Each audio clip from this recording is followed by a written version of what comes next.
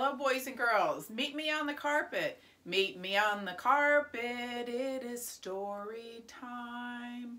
Let's all be seated and keep our hands to ourselves and eyes up here. You remember. Today I'm going to read the story of Corduroy, the bear, written by Don Freeman. Story and pictures by Don Freeman. Corduroy is a bear who once lived in the toy department of a big store.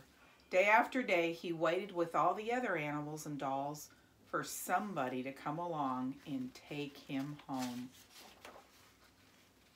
The store was always filled with shoppers, buying all sorts of things, but no one ever seemed to want a small bear in green overalls. Then one morning, a little girl stopped and looked straight into Corduroy's bright eyes. "Oh, Mommy," she said, "look, there's the very bear I've always wanted." "Not today, dear," her mother sighed. "I've already spent too much. Besides, he doesn't look new. He's lost the button to one of his shoulder straps."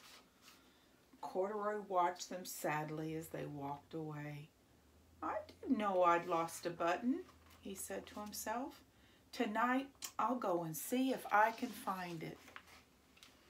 Late that evening, when all the shoppers had gone and the doors were shut and locked, Corduroy climbed carefully down from his shelf and began searching everywhere on the floor for his lost button. Suddenly, he felt the floor moving under him. Quite by accident, he had stepped onto an escalator, and up he went. Could this be a mountain? He wondered. I think I've always wanted to climb a mountain. He stopped off the escalator as it reached the next floor, and there before his eyes was a most amazing sight. Tables and chairs and lamps and sofas and rows of beds. "This must be a palace," Corduroy gasped. "I guess I've always wanted to live in a palace." He wandered around, admiring the furniture. "This must be a bed," he said. "I've always wanted to sleep in a bed." And up he crawled onto a large, thick mattress. All at once, he saw something small and round. "Why, here's my button," he cried, and he tried to pick it up. But like all the other buttons on the mattress, it was tied down tight. He yanked and pulled with both paws until pop! Off came the button, and off the mattress Corduroy toppled, bang, into a tall floor lamp. Over it fell with a crash. Corduroy didn't know it, but there was someone else awake in the store.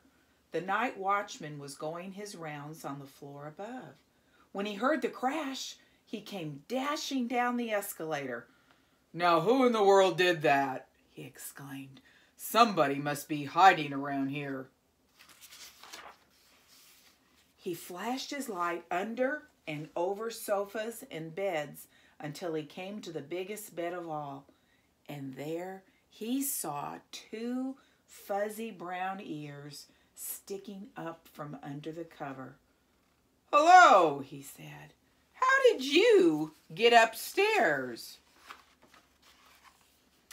The watchman tucked Corduroy under his arm and carried him down the escalator and set him on the shelf in the toy department with the other animals and dolls. Corduroy was just waking up when the first customers came into the store in the morning, and there, looking at him with a wide, warm smile, was the same little girl he'd seen only the day before. "I'm Lisa," she said, "and you're going to be my very own bear. Last night, I counted what I've saved in my piggy bank, and my mother said I could bring you home." "Shall I put him in a box for you?" the saleslady asked. "Oh, no, thank you," Lisa answered, and she carried Corduroy home in her arms.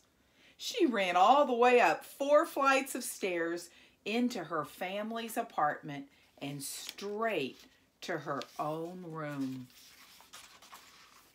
Corduroy blinked. There was a chair and a chest of drawers, and alongside a girl-sized bed stood a little bed, just the right size for him. The room was small, nothing like that enormous palace in the department store. "This must be home," he said. "I know. I've always wanted a home." Lisa sat down with Corduroy on her lap and began to sew a button on his overalls. "I like the way you are," she said, "but you'll be more comfortable with your shoulder strap fastened." "You must be a friend," said Corduroy. "I've always wanted a friend." "Me too," said Lisa, and gave him a big hug.